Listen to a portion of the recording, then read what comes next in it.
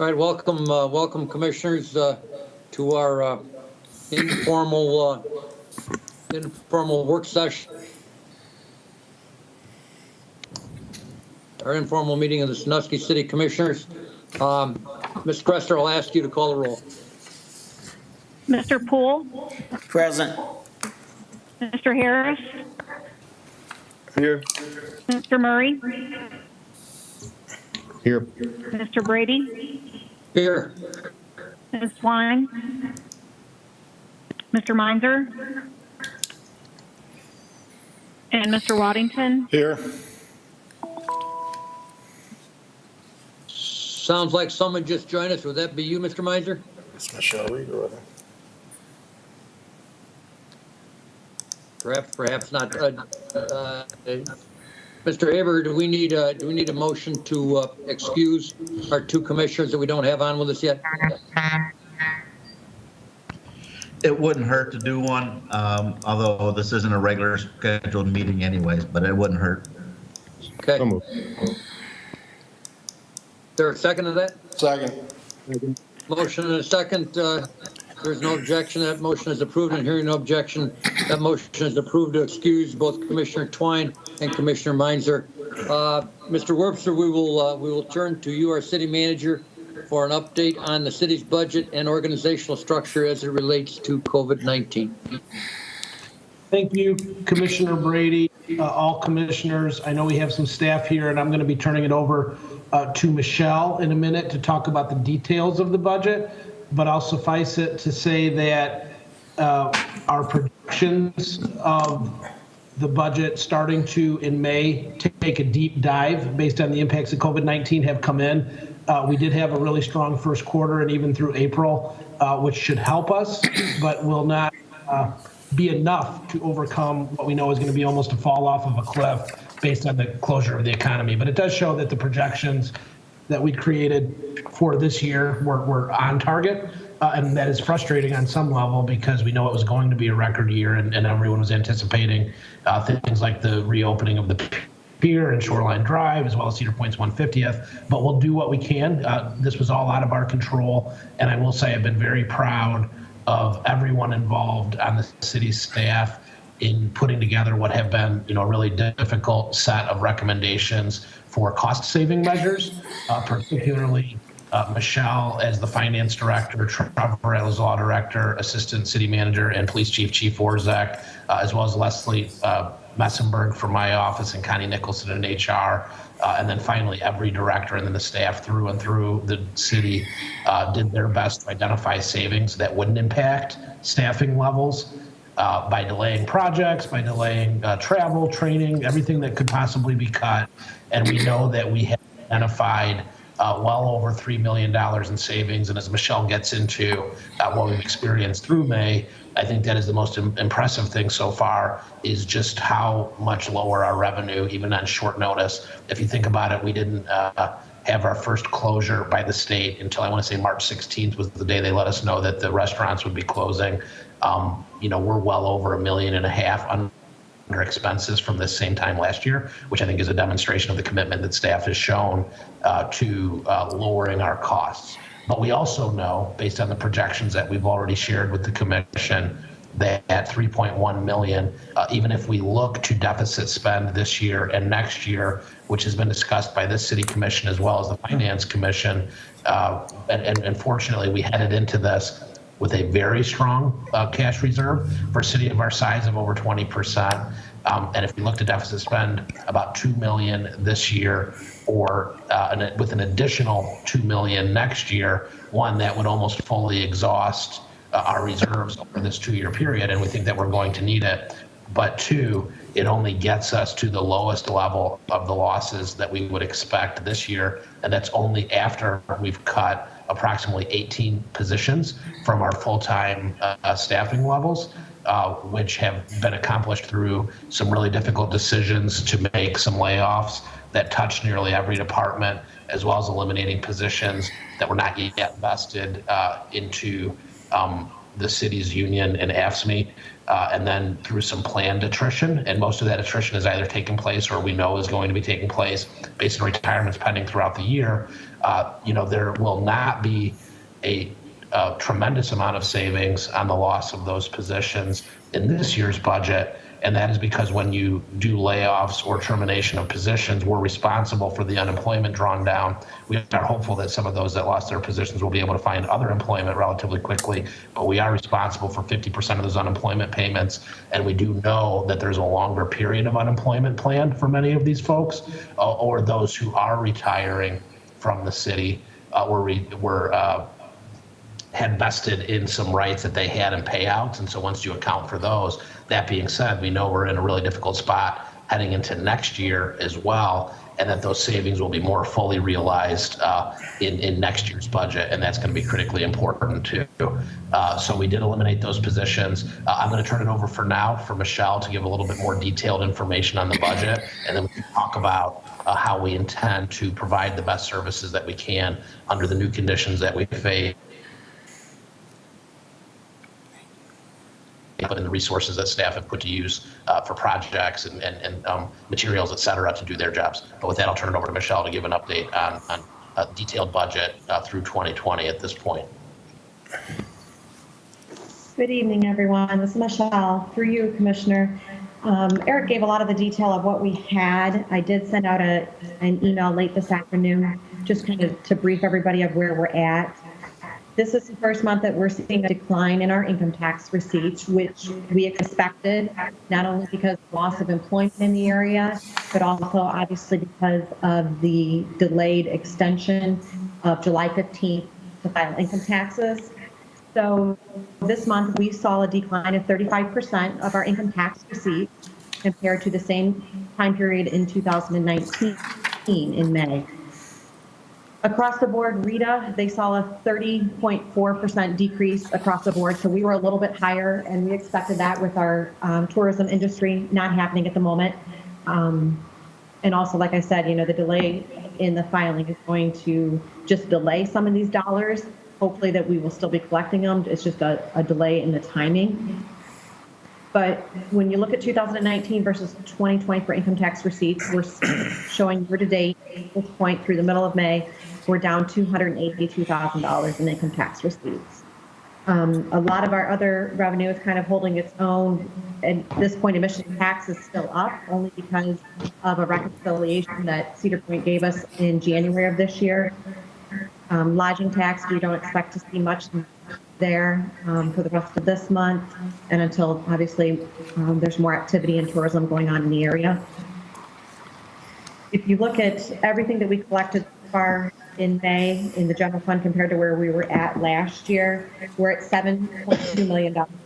And last year we were almost to $7.6 million. So we're showing the decline in revenue. But the good news is we're doing great on our expenses. Eric noted that we were down about $1.5 million so far compared to where we were in May of 2019. So we're again doing everything we can to control our expenses, and still very optimistic that Cedar Point will be opening and consumers and the tourists will come to the area. We have been chasing down every kind of stimulus dollar that we can. Unfortunately, a lot of that is still not a relief for wages. We have a lot of COVID that we've seen great stimulus dollars for transit, but like I said, a lot of these are not anything that we can apply directly to wages to help employ people. So, going forward, we're still going to negotiate and try to work with our employees and, again, control our expenses and do what we need to do to get through this.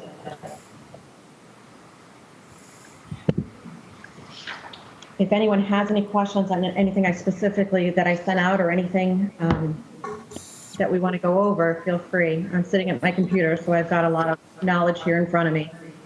Mr. Chairman. Can you hear him? Go ahead, he's on mute. Can anybody hear us? Can you hear us now? Yeah. I can hear you fine. You're coming in loud and clear. Go ahead, Commissioner Waddington. Okay. Yeah, a couple things. The extra, we have the 27th pay period this year, the extra pay period. What was that number? Is that going to change, the number that we had fitted in earlier? Through you, Commission President, this is Michelle. We have over $1 million in the payroll stabilization fund still at this point. Okay. The plan is our third pay in July, we have 3 pays in July, is one of those pays will be coming out of the payroll stabilization. The last pay that we just had, it's almost $400,000 that is taken out of the general fund. So instead of coming out of the general fund, that pay will be coming out of the payroll stabilization. But also going forward, any retirements that we have will be coming out of that payroll stabilization fund also. Okay. I guess, Mr. Chairman or Mr. Mayor? She can hear me. Go ahead.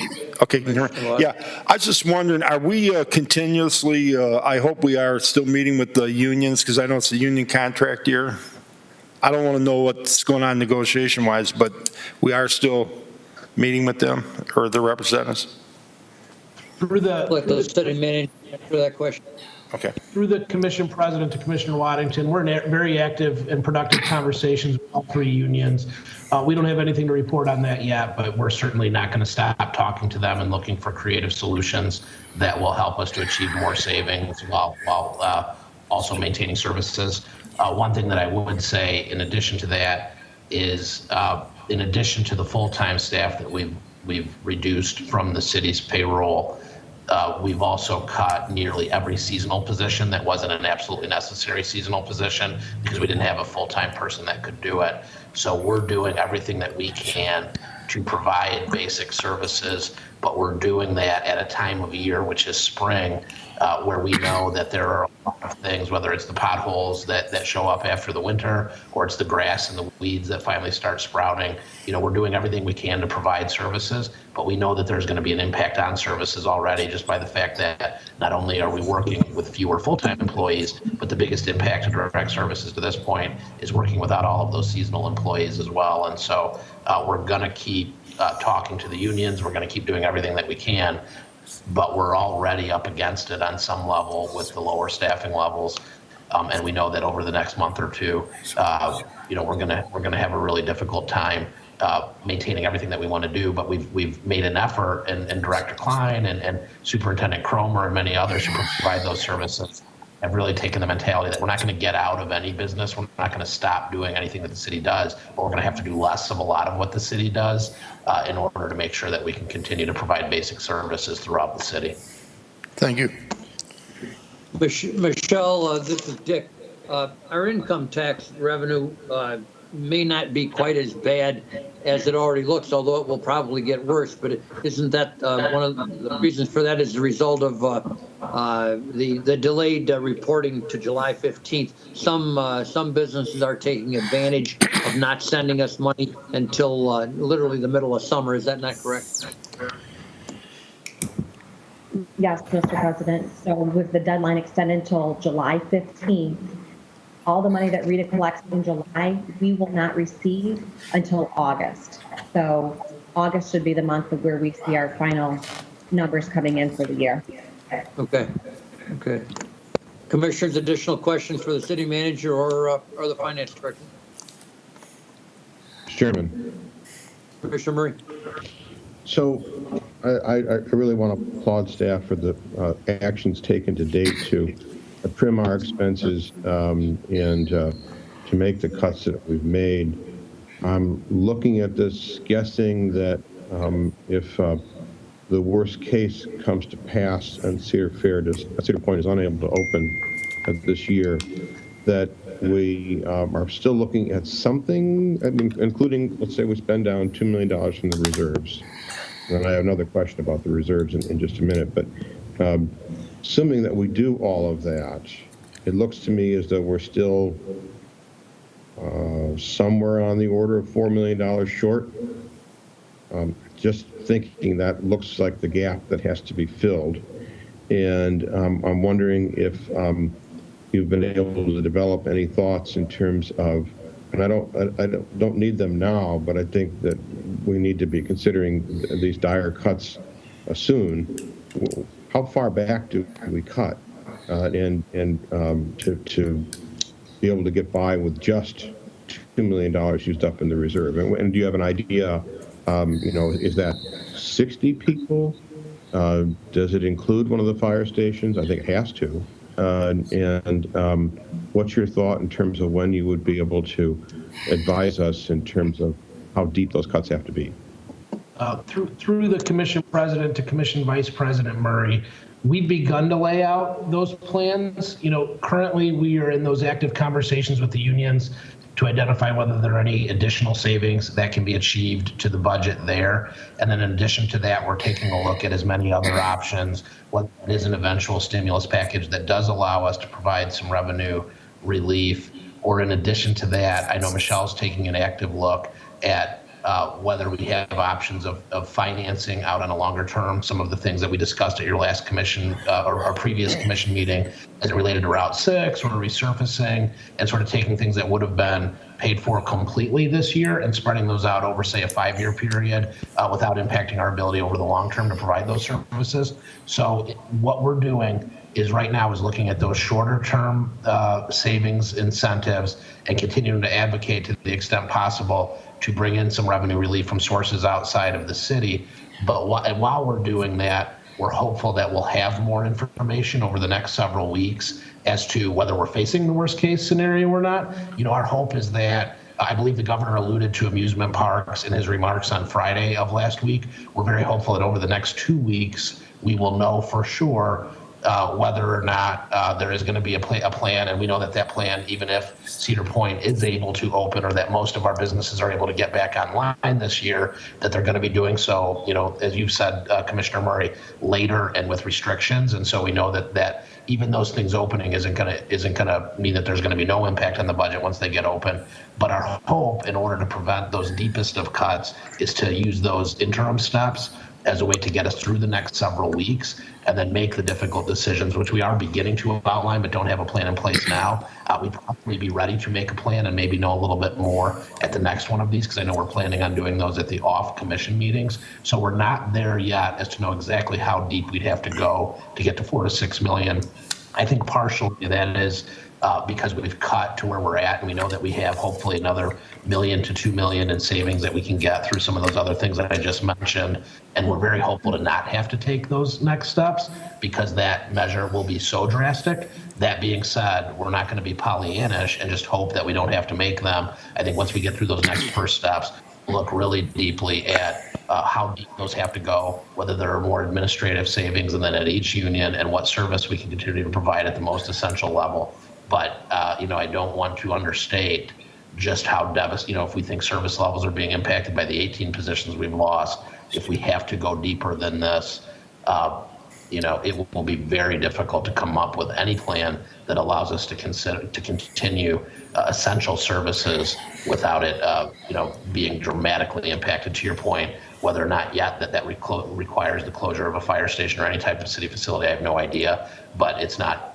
It is certainly possible that we could be looking at that level of difficulties that we're facing. I don't know if Michelle can jump in on that. I agree with everything that's stated. I really don't have anything else to add. Mr. Chairman, if I may. Mr. Murray. So, you have at all points in your tenure here, Mr. Wobser, prized candor with the public above all else. And so I just want to make sure that we are continuing to have that dialogue as the thoughts develop, because I want the public to understand just how serious a situation this is. I think people are beginning to get that, but I think the cuts could be at a level that we just can't even imagine. And I want to make sure the public is prepared for this.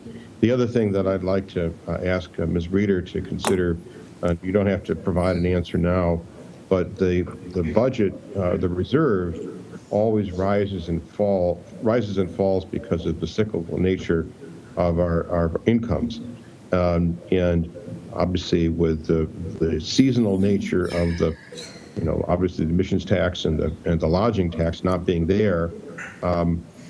we tend to cut it really close in the May, June timeframe. And I'd just like to know that you've had an opportunity to take a look at that at some point in the future, and let us know whether we really can use $2 million out of this budget, or $2 million of the reserve this year and then $2 million next year, and still be able to skate through with enough funds in that low period, which would be May, June of 2022. Thank you. Additional questions, Commissioner? Mr. Chairman. Commissioner Poole? Yes, this is for Michelle. The things you sent us in the mail today, perhaps I'm missing it, I'm not sure. Did you send our expenses? What we saved? How do we cut the budget? We cut our expenses, but all I'm seeing here are revenues. Is there a sheet somewhere that shows what you did to save the expense side? Through you, Commissioner President, to Commissioner Poole, this is Michelle. So I just have one sentence on the end of that email to state where we're at with expenses. Compared to 2019 May, we're down 1.5 million, but we still have expenditures to go through the end of the year. I'm sorry, through the end of the month. So this isn't total to go, May 15th of 2019. This is through the end of May of 2019. So it's hard to compare, but I will absolutely, here as we get to the end of May, I'll have those comparisons for you to show where the expenses are. Yeah, I'm particularly just interested in determining what it is that we cut that gave us the savings that we had. And moving forward, so when you can put that together, it would be nice. Additionally, listening to what the city manager said, can we get those projections in some kind of on paper, so with some numbers to understand where we are? Maybe I'm wrong, because with what little you've given us, it's not in front of us here completely. We have a lot of money. We seem to be okay year to date, but it seems that we got a lot of revenue from admissions early on, which has bolstered our pot that we're probably not going to get. I mean, is that true? I mean, as I'm looking at between January, February, March from last year and what we're drawing in this year, we have a great deal more money, and I'm attributing it to the early sales of passes, which means we're not going to see that money later in the year, or at least that's my interpretation of it. So it seems that a $358,000 shortfall now is going to multiply as we go forward, because the income should drop off. Does that make any sense? And since you haven't provided any real numbers by the month of projections, I mean, I'm talking off the top of my head, but that's how this feels. Do you have any thoughts on that? Sure. Through you, Commissioner President, to Commissioner Poole, the admissions tax is not up substantially. It's only $34,000 that we're up this year. The other thing that we're up right now is, cable franchise fees. Those are up. They did a reconciliation from 2019 where they showed they owed us an additional $70,000. So that's a big chunk that's helping us out at the moment. The other thing that came in this year was rental income is up, and that's the surge land leases. And I know we've talked about those before, but the payment we got this year in 2020 was a payment that we should have received on our book in 2019. We will still have another rental payment for those submerged land leases in December of this year, so that will help. But the other thing that's on here that's helping us at the moment is the Bureau of Workers' Comp. We got a refund from them. Normally it's about 85% that we get back from our premium that we paid. This year it was 100%. So that was a deposit of $175,000 into our general fund. So those are kind of some big ticket items that are helping us at the moment with our budget. But through the Commissioner President to Commissioner Poole, I would just add you're right. I don't know that you're right as to specifically why admissions was up early, because I think a lot of that ends up being reconciliation, and Cedar Point won't actually charge for those gold passes until people actually gain admission to the park, which could be an issue for us later this year. But your overall statement as to the admissions tax is relatively okay now, and it's not going to be okay, is absolutely right. And that's where those numbers that we have shared as to the 5 to 10 million in losses that we're estimating, that's where a lot of that comes from, is that we don't anticipate admissions tax being anywhere near. And we've been fortunate year to date for a lot of the reasons that Michelle mentioned, but we are going to be facing some really difficult challenges. One of the other reasons that we were fortunate is that corporate earnings in 2019 were strong. And a lot of the folks, the companies and the individual businesses are paying on those profits from last year in the first quarter of this year. But once that changes, and we're basing this on real-time receipts as to lodging tax and admissions tax and payroll withholdings, we're going to see a huge decrease over the next 4 months. And that's where almost all those 5 to 10 million losses are going to come from. And that's what we've been trying to brace ourselves from. And you asked about the specifics of the expenses. It's that 10% reduction to managerial salaries. It's the 5% reduction to non-managerial administrative salaries. It is the postponement to the extent possible of programs like public art, of the economic development program, of the programming fund, of our infrastructure investments that hadn't already been contracted out that could be delayed, of some planning work that we had intended to do this year. And then it's controlling as much as possible the purchase of supplies, travel, office expenses. So that's where that $1+ million in savings has come. We anticipate that those savings alone, without touching the reserve, will be over $3 million this year. With the reserve, we think we can weather $5 million. But that being said, we know, as to Commissioner Vice President Murray's statement, that there are scenarios in which, and while I say that we're daunted by them and trying to get to everything before we get to those plans to take these deepest cuts, we are fully prepared to put those lists together and have begun those conversations. We're just very hopeful and optimistic that we're not going to need to make the deepest of those cuts, but it is very possible that we're in that situation if we get bad news over the next several weeks as it relates to Cedar Point's inability to open this year. But until we get that, we're going to be making those lists, but we don't want to be sharing those lists because we hope to never be in the position of publicly or formally having to go forward to make that deep of cuts. But we will, just as we will lean into this like we've leaned into everything else over the last 6 years. And I think that we'll be up to it. We just hope to be in a position to not have to make that deep of a cut to the city services. Mr. Chairman. Mr. Waddington. Maybe for City Manager Michelle, is there any federal money, revenue, stimulus money that we could possibly apply for to help out? And then back during my second term, I think Commissioner Murray was on with me then. Ms. Capter, our rep, got us Save 4 Fireman's job. I believe it was 2 or 3 years at the time. It was Safety Service FEMA. It might have been money through there if I recall it right. Maybe Mr. Murray can help me out on that.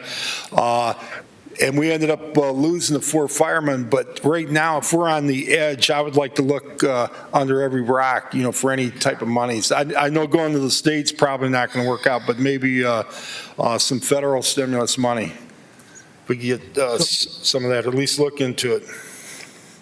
Through the commission president to Commissioner Waddington, the answer to that question is absolutely. We've had active conversations with our state delegation. We've had active conversations with our federal delegation. We do know we have received some stimulus dollars from the CARES Act that relate to our public transit, or will be receiving, that relate to our public transit system and relate to CDBG. The challenge, as Michelle said, is those aren't perfect fits for revenue replacement. They're not to replace lost revenues. But we are, and I've been very impressed with the work Nicole is doing, and Michelle is doing, and Angie Byington is doing, and others, to make those dollars work to replace dollars that are lost revenue, if that makes sense.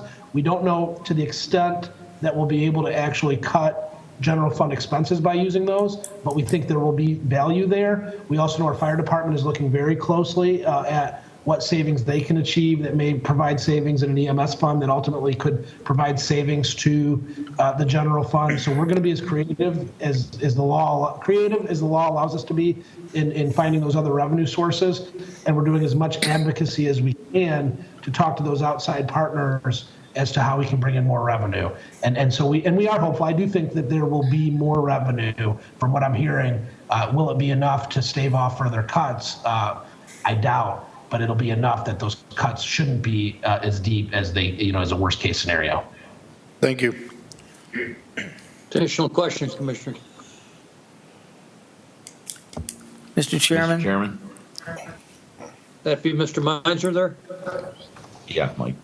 I not a question, but I just from my experience there over the last few months, I hear the optimism in Mr. Murray and Mr. Wipser's voice, and they hope that Cedar Point, but I think Cedar Point should have a pulse on this in their planning department a little better than me. But what I'm seeing with these vacation rentals is I'm usually booked in January, February.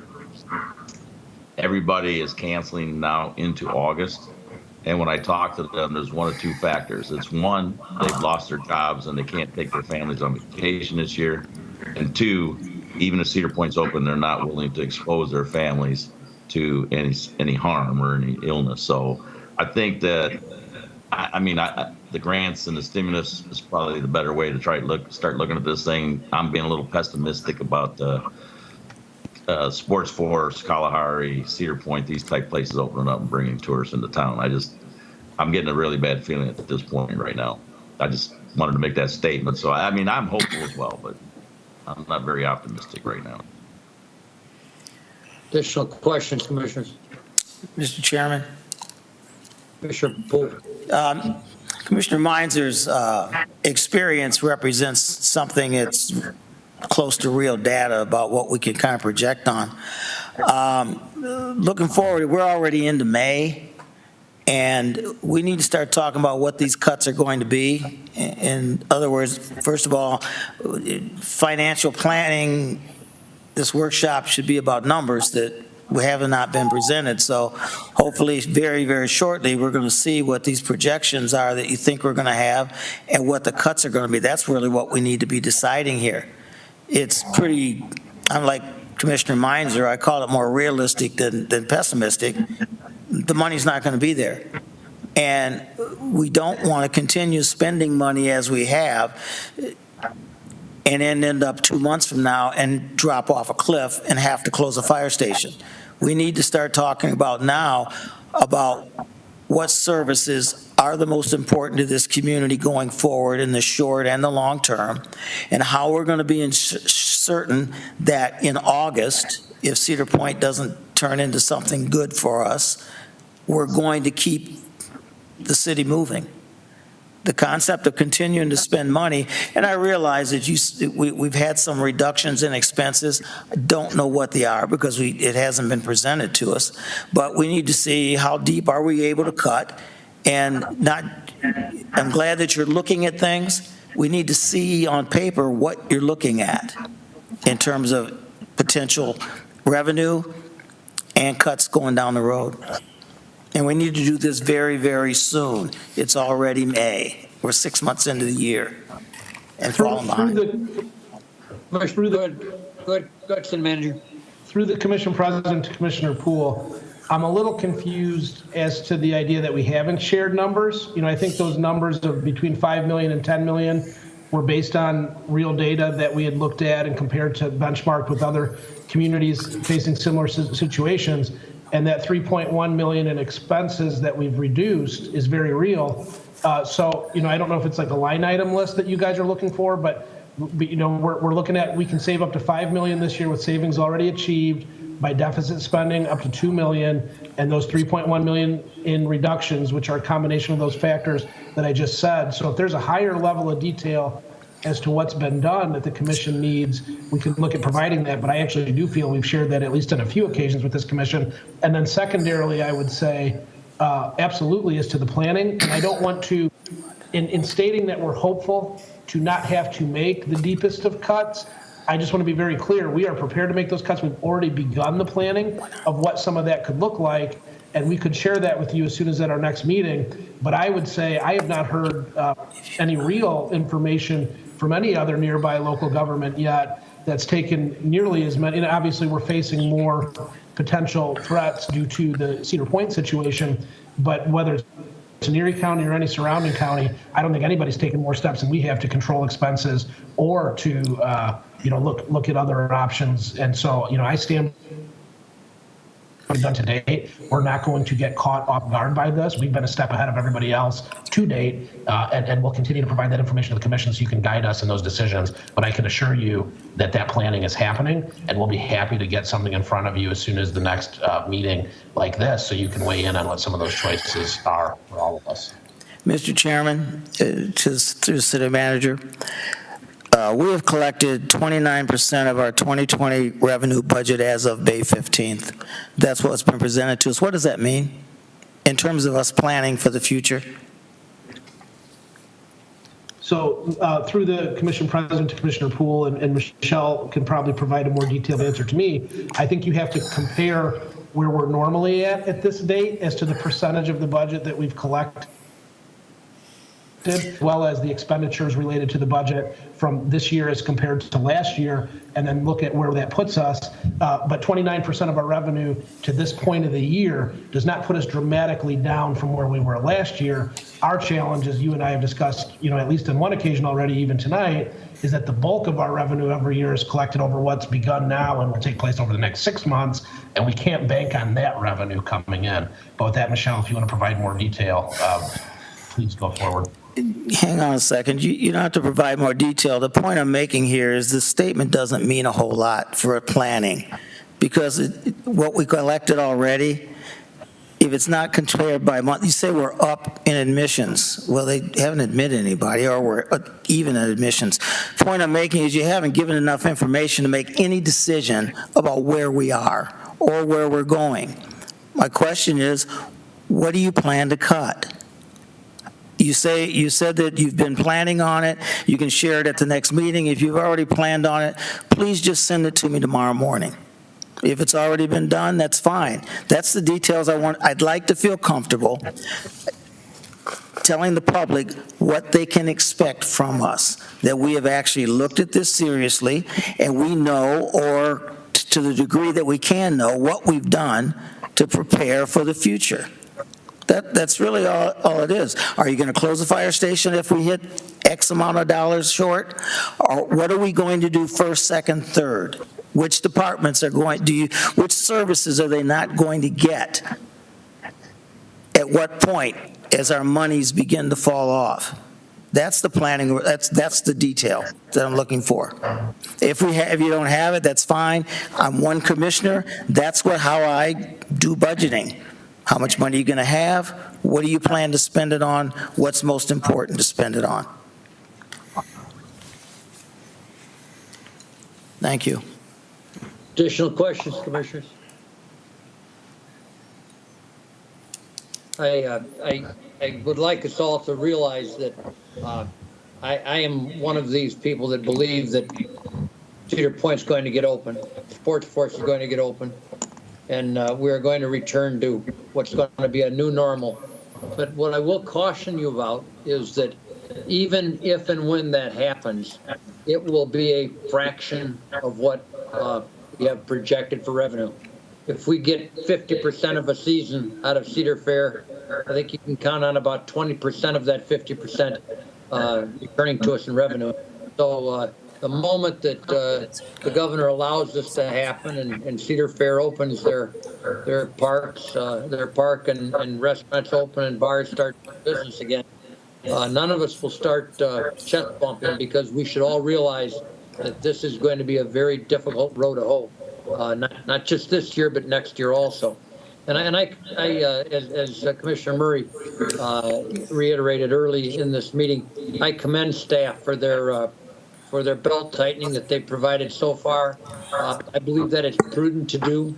I do not believe it is prudent to roll out a doomsday plan with doomsday still lurking a ways into the future.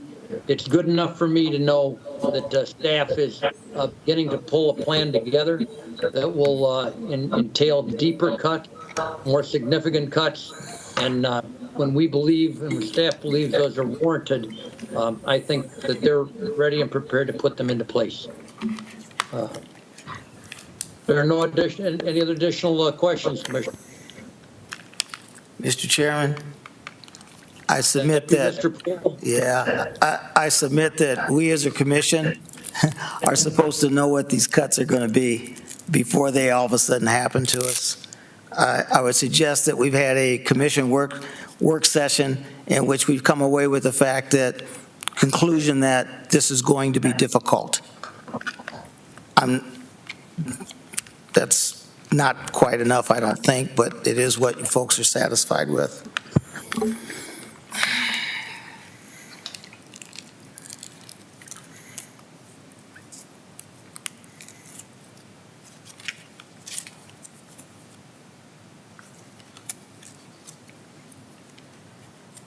Mr. Chairman. See ya. He's frozen. You what? Go ahead, it's on you.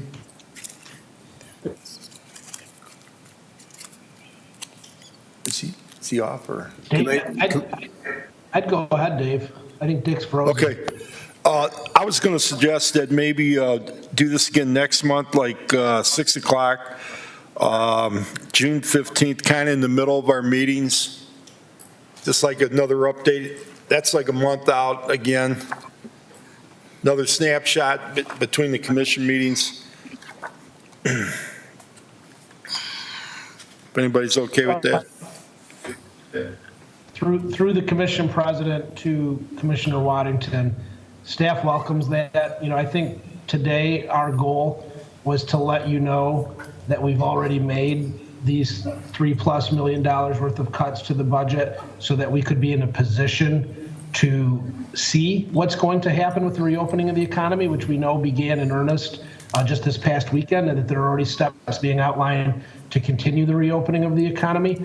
Our thought was that that level of 18 positions lost and the savings through postponing projects and taking reductions in staff salaries, and that was an initial phase of scenario planning, and that the next phase of that were those other measures that I mentioned is where savings we can find on existing capital projects through financing, through concessions and to unions, and then looking to see if there's going to be a stimulus package that could benefit us. I think the third phase of that, which we had timed strategically and absolutely can discuss options for the next one of these meetings, which would take place on June 15th, is once we have that additional information as to what savings we were able to achieve through those other mechanisms and whether the economy has been reopened or will be likely reopening at that point or not, we can present some scenarios at that time to say, okay, based on this, this, and this, here's what we could do next. But I want to be clear, that's in addition to what have already been several phases of both cost savings and revenue enhancements that we've been looking at. We're not starting with no information with this. We're providing quite a bit of information, but I want to make sure that we're giving it in detail as to how those services are going to be cut. I'm hearing that loud and clear, and we'll be happy to do that on June 15th. Excellent. Thank you, Mr. Webster.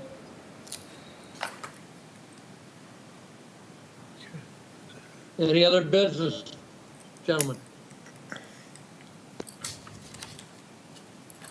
Motion to adjourn. So moved. Second.